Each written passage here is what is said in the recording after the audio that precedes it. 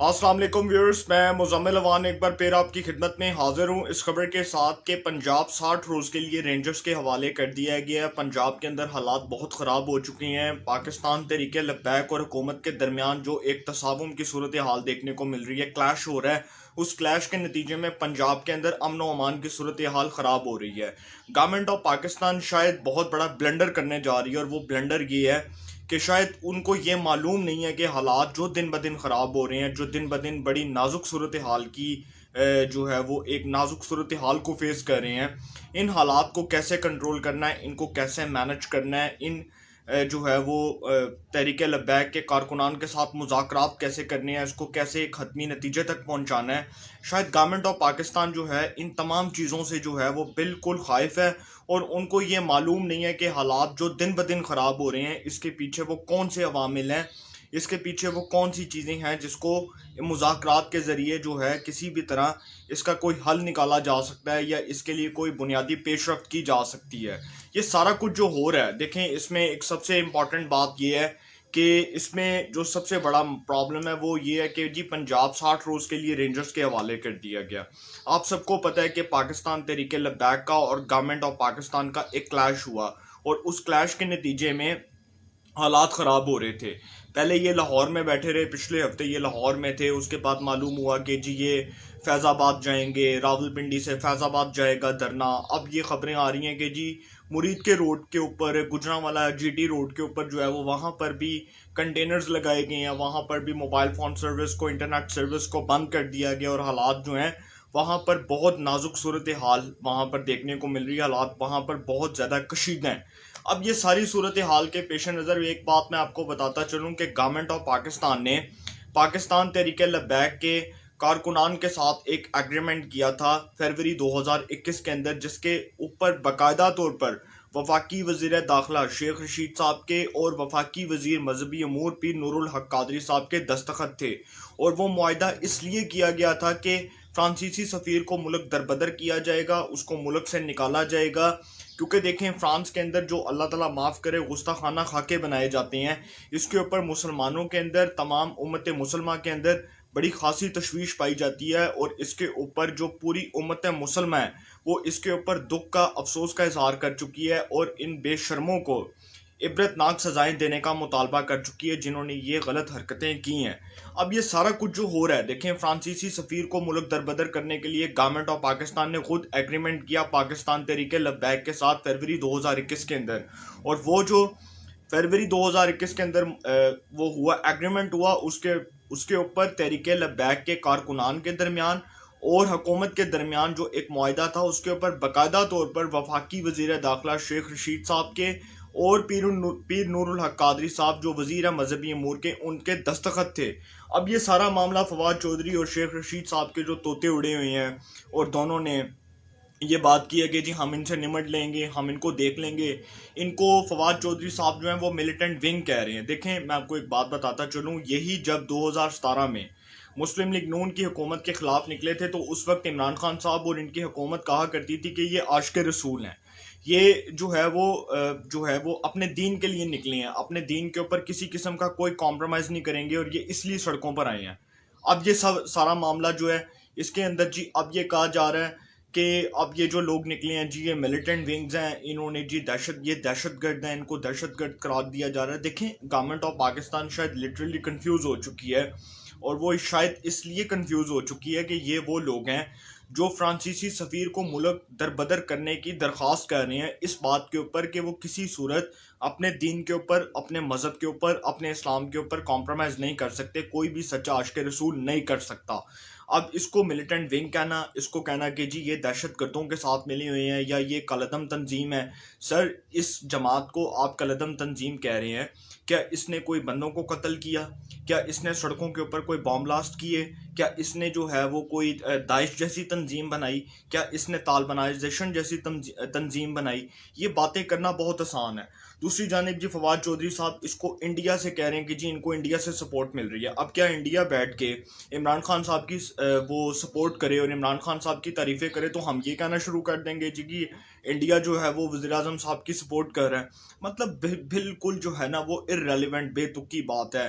कि जिसका कोई सर नहीं है, पाँव नहीं है, और ऐसे शख्स को वज़ीर इत्तलात के ओहदे पर फाइज किया गया जिसको पता ही नहीं है कि किस टाइम पर क्या बात करनी है और किस तरह उस बात को आगे लेकर चलना है। और ताकत का इस्तेमाल जो है वो मैं आपको बता दूं कि वो रियासत के ख़िलाफ़ है। रियासत माँ के जैसी होती है। एक रियासत जो अपने शहरियों को कवानीन के मुताबिक उनको इम्तियाजी कवानीन फराहम नहीं कर सकी, वो रियासत जो बराबरी के हकूक़ नहीं दे सकी, वो रियासत जो अवाम के बुनियादी फ़राइज़ को पूरा नहीं कर सकती, वो रियासत रियासत कहलाने के लायक नहीं है। इस रियासत को एक स्टेट के तौर पर हमने पेश किया। हम इसको रियासत को जब हम एक कौम के तौर पर रिप्रेजेंट करते हैं तो हम खुद करते हैं। जब इस रियासत के अंदर वज़रा जब इस तरह की बातें करेंगे कि जी रियासत की रिट को चैलेंज किया जा रहा है, और भाई रियासत की रिट को चैलेंज करने वालों के साथ फिर आप बैठें, मुज़ाकरात करें, उनके साथ बैठकर बात को किसी नतीजे तक पहुंचाएं, किसी नतीजे तक उसका कोई अल्टरनेटिव निकालें, उसका कोई अल्टरनेटिव सोल्यूशन निकालें। ये बात नहीं होती कि जी रियासत के अंदर कोई बाहर निकला तो आपने कहा कि जी उसने रियासत की रिट को चैलेंज कर दिया। फ्रांसीसी सफ़ीर को मुल्क से निकालना कोई इतना बड़ा प्रॉब्लम नहीं है। प्रॉब्लम ये है कि गवर्नमेंट ऑफ पाकिस्तान ने जो एग्रीमेंट किया था, गवर्नमेंट ऑफ पाकिस्तान उस एग्रीमेंट से खुद मुकर चुकी है। रेंजर्स पंजाब के हवाले कर दिया गया। क्या इतने ख़राब हालात थे कि जी पंजाब को जो है वो रेंजर्स के हवाले कर दिया गया। आप बात करते हैं ना कि आप इदारे जो हैं वो आप लोग इदारों के ऊपर ब्लेम करते हैं, तो ये सियासतदान खुद गलत हैं। ये सियासतदान खुद गलतियां करते हैं। जब ये इदारों को मौका देते हैं तो फिर इदारों को क्यों बुलाते हैं? देखें, इदारों के ऊपर इल्ज़ामात लगाना, इदारों के किरदार कशी करना तो बहुत आसान है। वो तो कोई ज़ुबान से 1 मिनट में भी कर देता है, वो कोई गलत ज़ुबान भी इस्तेमाल कर देता है, लेकिन इदारों की इज्जत, उसके वक़ार को बहाल कैसे रखना है, ये सियासतदानों को मालूम होना चाहिए। पंजाब रेंजर्स के हवाले किया, बहुत अच्छा फ़ैसला है। क्या पंजाब के अंदर रियासत की रिट नाकाम हो चुकी है? क्या पंजाब के अंदर महकमा दाखिला नाकाम हो चुकी है? क्या पंजाब के अंदर वजारत दाखिला को नहीं पता था कि आने वाले दिनों में ये हालात पैदा हो रहे हैं? क्या पंजाब के अंदर जो हालात पैदा हुए, इन हालात का जिम्मेदार क्या सिर्फ एक वजीर को करार दिया जा सकता है? क्या वज़ीर आला पंजाब उस्मान बुज़दार साहब को करार दिया जा सकता है? क्या पंजाब की जो गवर्नमेंट है वो सोई हुई थी, उसको नहीं पता था कि तहरीके लब्बैक के कारकुनान आ रहे हैं और उनके साथ कोई मुज़ाकरात करने? आपने मुज़ाकराती कमेटी बनाई, राजा बिशारत को भेजा, चौधरी ज़हीरुद्दीन को भेजा, जो काफ लीग के साबका रहनुमा है, अब तो खैर वज़रा हैं तहरीक इंसाफ के, इनको भेजा। इनको कहा कि जी मुज़ाकरात करो। ये गए वहाँ पर, मुज़ाकरात नाकाम हो गए। शेख रशीद साहब कहते रहे, और बारहा शेख रशीद साहब ने टीवी के ऊपर कहा, बारहा कहा कि हम मुज़ाकरात करेंगे, मुज़ाकरात के लिए कोई रास्ता निकालेंगे, लेकिन कुछ नहीं हुआ। वज़ीर आज़म साहब को जी तारिक बशीर चीमा और मोनस इलाही साहब ने मशवरा दिया है कि ये मजहबी जमात के साथ मुज़ाकरात के ज़रिए सियासी तौर पर इसका हल निकाला जाए। परवेज़ इलाही साहब ने इस बात का खुद जो है इस बात के खदशे का इजहार किया है कि ये आशिक़ रसूल हैं, ये दीन के लिए निकले हैं, ये अपने मज़हब के ऊपर कॉम्प्रोमाइज़ नहीं करेंगे। लेकिन शायद गवर्नमेंट को समझ नहीं आ रही, क्योंकि गवर्नमेंट वही बेवकूफ़ियाँ, वही ब्लंडर्स, वही बदतमीज़ियाँ, वही जाहिलाना बातें वज़रा जो करते हैं, बार बार वो इरेलीवेंट स्टेटमेंट्स देते हैं, और इससे इमरान खान साहब की गवर्नमेंट का मोराल गिर रहा है, दिन ब दिन गिर रहा है। वो क्यों गिर रहा है कि जब फवाद चौधरी साहब आके रेलिवेंट बातें करेंगे और बिल्कुल आउट ऑफ द कॉन्टेक्स्ट करेंगे, तो उससे जो है वो आवाम में शदीद गम और गुस्सा पैदा होगा, और गम और गुस्सा पाया जाता है। जो हालात पैदा हो चुके हैं, आप देखें कि लास्ट वीक जो है वो लाहौर के अंदर मैंने देखा, क्योंकि मेरा खुद लाहौर से ताल्लुक़ है। लाहौर के अंदर शादरा रोड बंद थी, इकबाल टाउन, समनाबाद, वहाँ पर ये जो मेन एंट्रेंस है लाहौर की, चुबुर्जी बंद था, कंटेनर्स लगे हुए थे, नेट बंद था, मोबाइल फ़ोन सर्विस बंद थी, सारा कुछ बंद था। लेकिन फिर भी गवर्नमेंट ऑफ पाकिस्तान को ज़रा भी इल्म नहीं था इन हालात का। उसने बिल्कुल भी इन चीज़ों को संजीदा नहीं लिया, उसने इसके ऊपर गौर व फिक्र नहीं किया, क्योंकि उनकी प्रॉब्लम नहीं है ना, उनकी सर दर्द नहीं है। ये एक आम आदमी का मसला है। वो तो खैर वीआईपी कमरों के अंदर बैठे हैं, वीआईपी घरों के अंदर बैठे हैं, वीआईपी घरों के अंदर ना बल्कि कहीं वीआईपी महलों के अंदर बैठे हुए हैं। उनको एक आम आदमी से क्या लेना देना है? दूसरी बात के जी जो तारिक बशीर चीमा ने और मोनस इलाही ने की, देखें इस टाइम एक बात को सामने रखें कि जो वफाकी वज़रा हैं उनकी एक स्टेटमेंट तो अपनी तरफ है, उनकी ज़ुबान से निकलने वाले कलमात अपनी तरफ, लेकिन जो वफाकी काबीना का इजलास हुआ था उसमें मोनस इलाही साहब ने और तारिक बशीर चीमा साहब ने वज़ीर आज़म साहब को ये मशवरा दिया था कि ताकत का इस्तेमाल ना करें।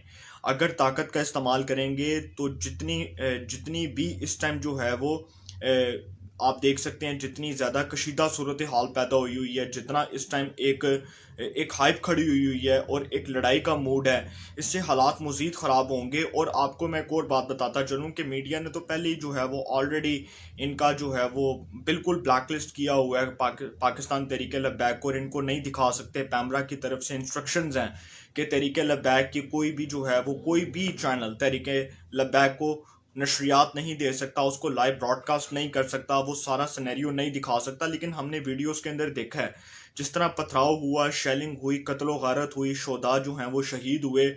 इससे हालात ख़राब हो रहे हैं, दिन ब दिन ख़राब हो रहे हैं।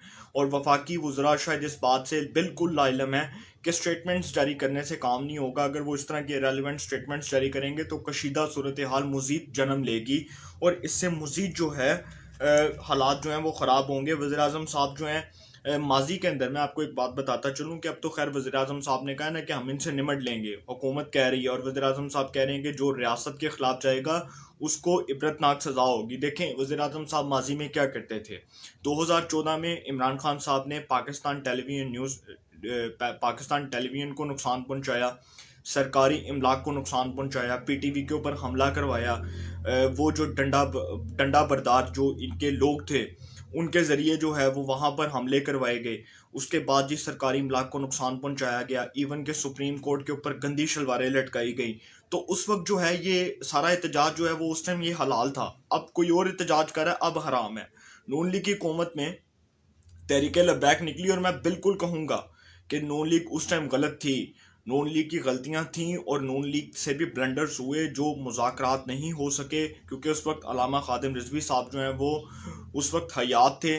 और डेफिनेटली क्योंकि उसके ऊपर जो जस्टिस काजी फ़ाइज़ ईसा साहब की रिपोर्ट है फैज़ाबाद धरना केस की, अगर वो खुल जाए तो शायद बहुत से लोगों के मुंह बंद हो जाएंगे, और वो खुलनी है। एक दिन वो आएगी रिपोर्ट और वो एक दिन मंजर आम पर ज़रूर आएगी। ख्वाह वो काजी फ़ाइज़ ईसा साहब उस दिन चीफ जस्टिस बन जाएं या उसके बाद वो रिपोर्ट आ जाए, लेकिन वो रिपोर्ट पब्लिक होनी है, वो रिपोर्ट छुप नहीं सकती। और उसमें जिन के किरदारों के नाम है, मैं अभी नाम नहीं लूँगा, मुझे पता है उनमें किसके नाम है, लेकिन जिन किरदारों के नाम है उन किरदारों के नाम भी सामने आएंगे। पंजाब की हालत आपके सामने है। वफाक के अंदर लोग पहले बात कर रहे थे कि जी ये तो एक मसला है, नोटिफिकेशन प्रॉब्लम है, वो सॉल्व हो जाएगा, हालात ठीक हो जाएंगे। हालात ठीक नहीं होंगे, हालात मज़ीद ख़राब होंगे। और हालात ख़राब कौन कर रहा है? हुकूमत कर रही है, अपनी गलत चीज़ों से, अपने गलत जो है वो इकदामात से ख़राब कर रही है। वफाकी वज़रा इर्रेलेवेंट स्टेटमेंट्स दे के हालात को मज़ीद उलझा रहे हैं। तो आने वाले दिनों में इस गेम में क्या ट्विस्ट पैदा होता है ये तो पता चलेगा। लेकिन तहरीक लब्बैक को अगर गवर्नमेंट ऑफ पाकिस्तान ने डंडों के ज़रिए मारने की कोशिश की, उनको मार के हटाने की कोशिश की रास्तों से, तो फिर आपको मैं बताऊं कि हालात मज़ीद ख़राब होंगे। और इमरान खान साहब की हुकूमत का जवाल उस दिन से शुरू हो चुका था जिस दिन एक नोटिफिकेशन रुका था। मैं आपको आगे मज़ीद बात नहीं करूँगा, मज़ीद आप हालात वाक़यात देखते रहेंगे। और उसके बाद आपको डेफिनेटली, क्योंकि अब तो पाकिस्तान का बच्चा बच्चा सियासत के ऊपर बात कर रहा है, गली के अंदर बैठ के पॉलिटिक्स हो रही है, रोड्स के ऊपर बैठ के पॉलिटिक्स हो रही है, पार्क्स के अंदर बैठ के पॉलिटिक्स हो रही है। तो हालात बड़े ख़राब हैं। पंजाब के अंदर रेंजर्स को एम ही नहीं बुला लिया गया, हालात ख़राब हैं तो बुलाया गया। और आने वाले दिनों में हालात अगर इसी तरह रहे तो शायद इस गवर्नमेंट का सर्वाइव करना भी बहुत मुश्किल हो जाएगा। तो इंशाल्लाह इस हवाले से जो भी अपडेट्स होंगी आपको इन्फॉर्मेशन मिलेगी। इंशाल्लाह फिर मुलाकात होगी। अपना बहुत ख्याल रखिएगा। अल्लाह ताला आप सबको खुश रखे। मुल्क पाकिस्तान पे अपना ख़ास करम फरमाए।